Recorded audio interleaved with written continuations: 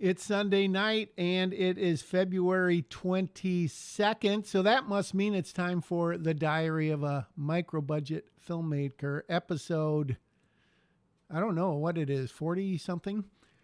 Pretty good. Well, it's a good week, a pretty productive week. But first of all, I want to give a special shout out and thank you to someone who has made some comments recently named Karen.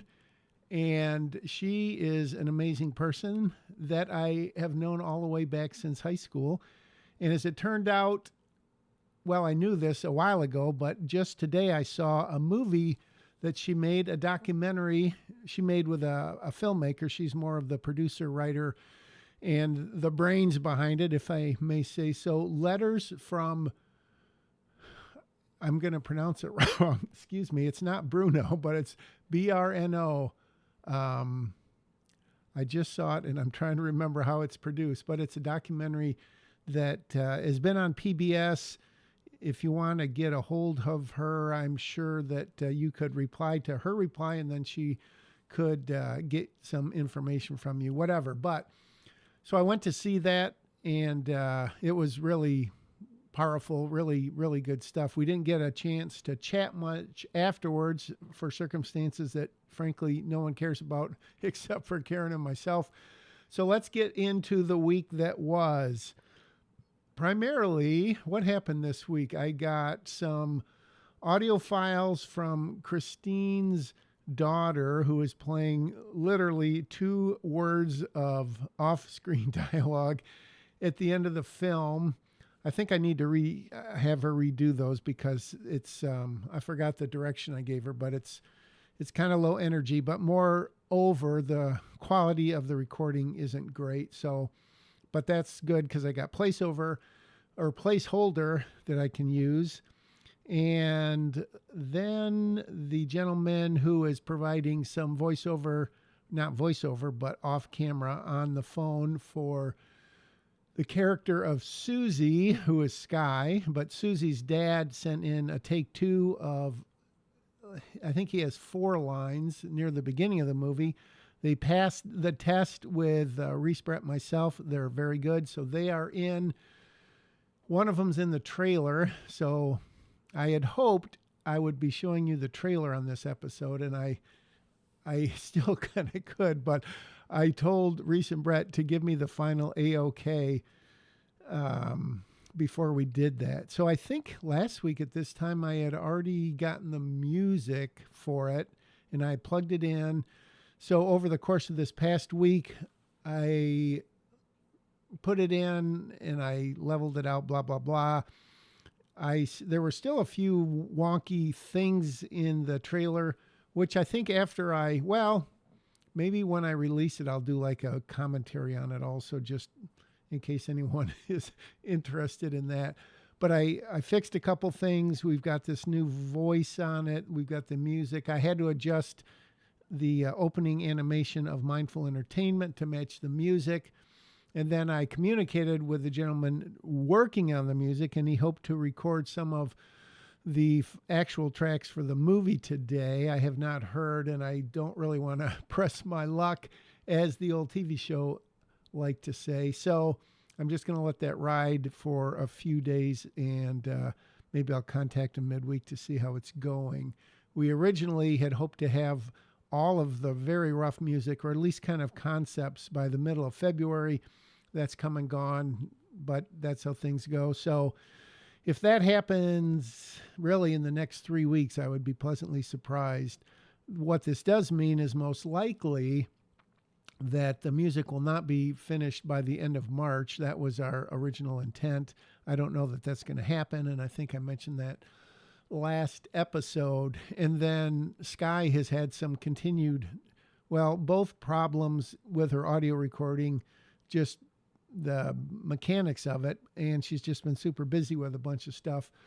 So I gave her kind of a hard, soft March 1st deadline, which I realize is next Sunday, right? Yeah, March 1st is next Sunday. So hopefully we'll get something from her. Brett continues to work on the poster, which is looking very good. It's unconventional. That's the word I meant to use when I wrote him yesterday. I called it quirky, which it kind of is, but it's more like it's an unconventional poster for what is a somewhat unconventional movie. And I don't mean that from a narrative standpoint. I just mean it is not, I still haven't really figured out the genre that it fits in. So I think the poster complements the film well. So that is almost done at the same time that it might turn out that the same time we release the trailer, we'll also have the poster available, which is cool. I did a little bit more research on festivals and distribution. And in fact, I need to speak with my friend Karen about those topics, marketing and distribution, because man, as I've said before, as hard as it is to write a script, as hard it is to shoot a script and edit and color, blah blah blah blah blah. You, unless your script is just like, if you build it, they will come, which only works in the movies, ironically.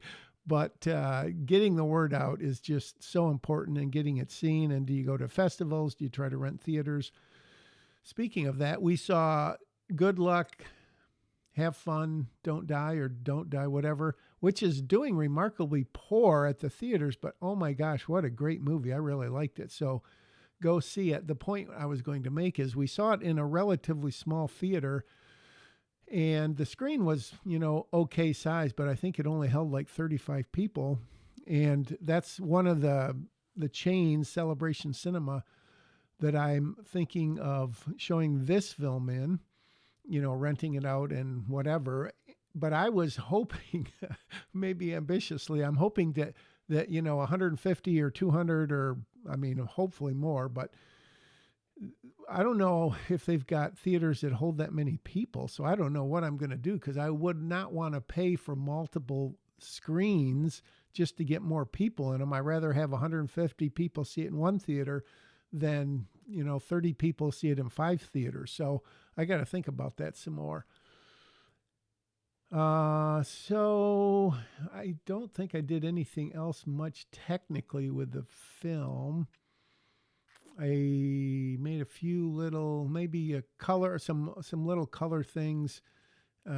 We've got some text, literally texting that someone does that appears on screen, and we're kind of fiddling with the final wording on that. So I think that's pretty much the size of it. I don't know if next week this time, well, I could almost 100% commit to having the trailer for you to watch. This will be a world premiere, and I know you're as excited as I am. Maybe you're more excited. And so I will commit to having that for next Sunday. I might, I'm doing this presentation at work, sort of a little talk. And as part of that, I might show the trailer for reasons that I'll explain later, maybe. But that is pretty much it. I felt like before I started that this would be a long. The other thing is I continue working on the script for the next movie, which is, I don't know, it's one of those things, you're excited about it, then you write 4 or 5 pages and you go away and think some more, you come back and revise, and then you go, ooh, I could really do this. And so when I read it yesterday, I was not super excited about it, but then I thought about it some more this morning as I was doing some other stuff, and I came up with some ideas. So that's ongoing. And I was just thinking maybe the next movie, instead of Diary of a Micro Budget Filmmaker, it could be Diary of an Ultra Low Budget Filmmaker, because that'd be like $200,000. That's kind of cool to think of. Or I could even do low budget, which would be like maybe $1 million or $5 million. I don't think I'll do high budget. But one other thing I did want to say, I did look into getting, it used to be called the MPAA, now it's called CATA or CAPA or something, the people that rate movies officially.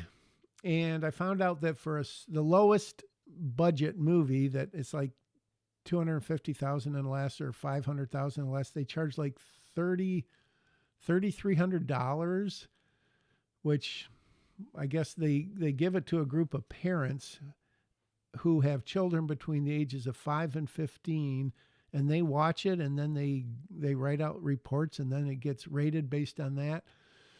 But what's interesting is if you have the higher budget your film is, the more it costs you to get it rated, which, I mean, in a one way, the high budget ones are subsidizing low budget ones, which is kind of nice. But in the other way, what a racket. I mean, it was like for a $5 million movie or 10 million, maybe it was like $25,000.